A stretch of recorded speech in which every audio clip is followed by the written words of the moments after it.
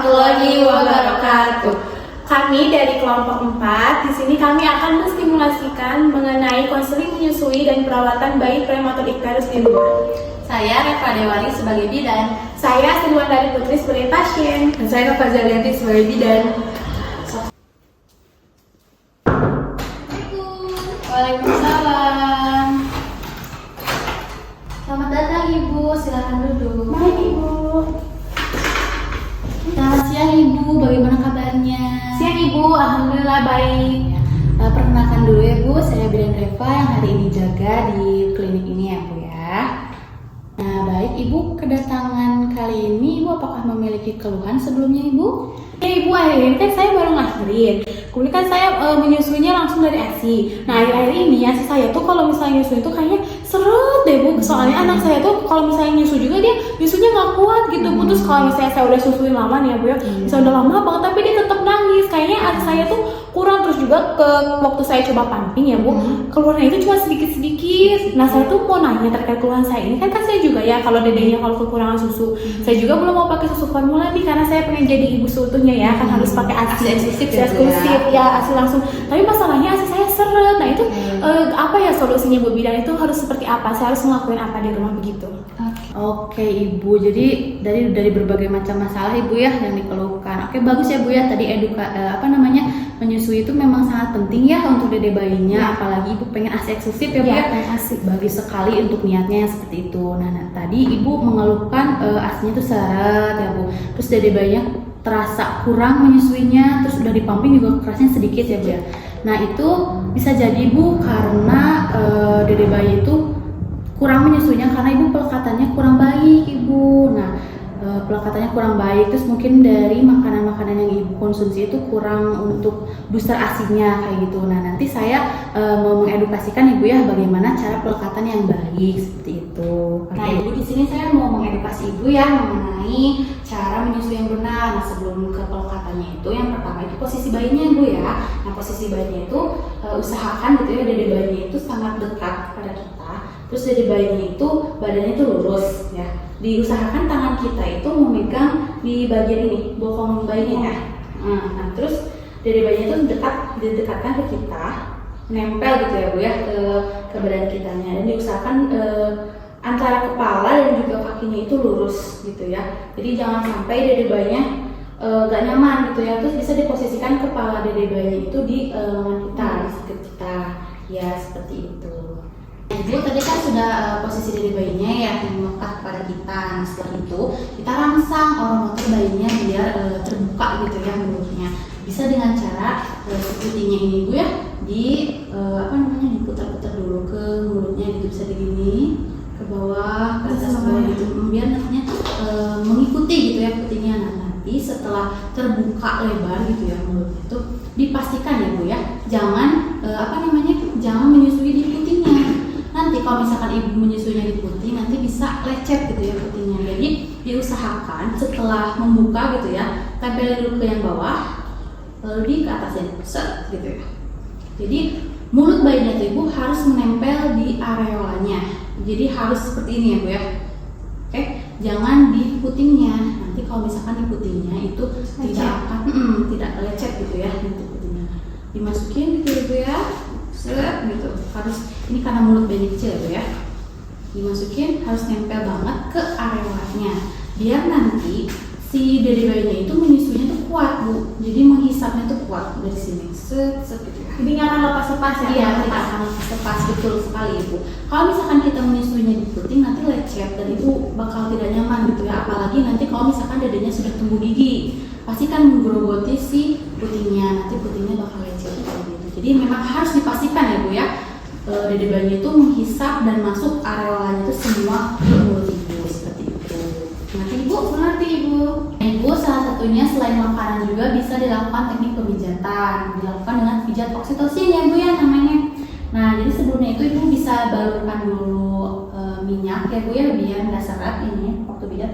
Dipijatnya itu Bu ini kan ada tulang belakang ya di sini. Jadi Ibu bisa pijat di antara tulang belakangnya Bu. Bisa dilakukan selama 15 menit, bisa dibantu oleh keluarga, suami gitu yang ada di rumah. Dipijat di antara belakang, di antara tulang belakang ibu. Jadi jangan sampai di tulang ya Bu ya, nanti takutnya sakit kayak gitu. Nah juga Bu, biar ASI ibu, maksudnya payudara ini tidak bengkak gitu ya. Setelah menyusui itu ibu bisa mengompres ya payudara ibu. Salah satunya itu Bu bisa dilakukan dengan kol. Jadi Kalau yang suka di pasar itu iya, betul. Jadi dibuka yang per helai, per selembar-selembar gitu, terus dimasukin ke pendingin, nanti dikompresin 15 menit, dan dia gitu di sini 15, di sini 15 menit, biar nanti tidak ada pembengkakan di payudaranya. Kalau misalkan nggak mau pakai, kalau bisa pakai kayak laslap atau kain gitu ya, biar si asinya nggak bengkak kayak gitu ibu. Ada yang mau ditanyakan lagi ibu? Kalau untuk kan tadi Ibu Bidan memberitahu terkait mengenai ciri itu pakai daun katuk. Nah untuk daun katuk itu prosesnya gimana Ibu? Harus dimasak di sayur atau kita langsung direbus langsung dimakan atau gimana?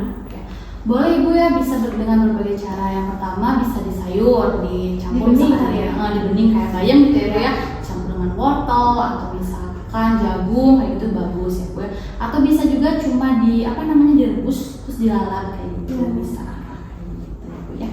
Ada yang ingin tanyakan lagi? Sudah Bu Bidan mengerti, terima kasih. Baik, kalau gitu terima kasih ya Ibu ya. Mudah-mudahan nanti asinya bisa lancar dan juga Amin. dari bayinya bisa banyak menyusuinya Ibu. Amin. Ya. Oke, ditunggu kunjungan selanjutnya Ibu. Terima kasih Ibu.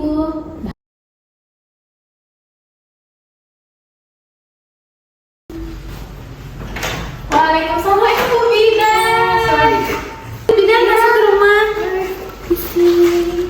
Bu, sebelumnya kenalin dulu ya, saya Bila Nova yang kebetulan jadwal kunjungan hari ini. Itu ada kabar dari Ibu Kader, katanya Ibu Astrid itu baru ngelahirin ya? Iya, baru ngelahirin, Terus 3 hari yang lalu. Iya, terus katanya bayinya agak kuning, bener Ibu? Ya Ibu kelihatan ini tapi coba diperiksa dulu Ya, ya. kalau gitu saya periksa dulu ya. Ibu dibuka dulu ya. Boleh, Bu. Ya, mau Silakan. dilihat dulu. Periksa dulu apakah mau. Tapi kelihatannya tuh kayak kuning dia tuh Bu. Iya ya, dicek dulu ya di bagian sininya. Ibu tadi kan udah diperiksa ya. Nah emang si bayinya itu agak kuning sedikit, tapi ini tuh diusahain ya, lingkungannya juga harus bersih. Terus diusahain juga asinya harus full dikasih setiap 2 jam sekali. Jadi kalau misalkan tidur bangunin aja gitu untuk diberikan asi. Jadi walaupun tidur tetap harus kita susui ya Bu Bidan. Tetap, jadi harus full. Jadi biasanya kalau misalkan bayi yang kuning itu biasanya asinya kurang gitu. Jadi bisa menyebabkan bayi kuning juga. Nah terus juga pasang kulambu Ibu. Kulambu? Ya, pasang kulambu kan jadi biar si bakteri atau virus tuh masuk ke si dede bayinya. Terus juga bayinya diusahain jemur setiap pagi dari jam 7 sampai jam 9. Kalau lewat jam 9 itu gak boleh. Tapi dijemurnya tuh jangan langsung kena sinar matahari ya. Kalau misalnya lewat jendela gini bisa Ya, Bu Bidan? bisa. Jadi dari belakang jendela gitu dijemur gitu ya selama 5 sampai 10 menit. Nah, terus juga kan ini bayinya agak kecil ya. Mungkin si pertumbuhan berat badannya juga kurang. Nah, bisa dibantu dengan metode kanguru ini tuh untuk membantu si adanya berat badannya naik juga gitu ya. Nah, caranya itu harus si kulit bayi nyatu dengan kulit ibu, jadi skin to skin gitu ya, kulit sama kulit. Jadi misalkan kalau mau kanguru, buka dulu baju ibu, terus di si adiknya juga buka bajunya, terus tempelin di dada ibu.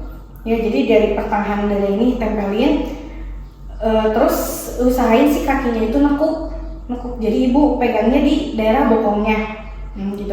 Pas udah nempel nih skin kulit sama kulit, tutup si daerah ibu sama bayi. Jadi tutup pakai kain bisa, pakai selimut juga bisa, jadi supaya si bayinya tetap hangat. Nah itu metode itu tuh bagus untuk pertumbuhan berat badan bayi ibu.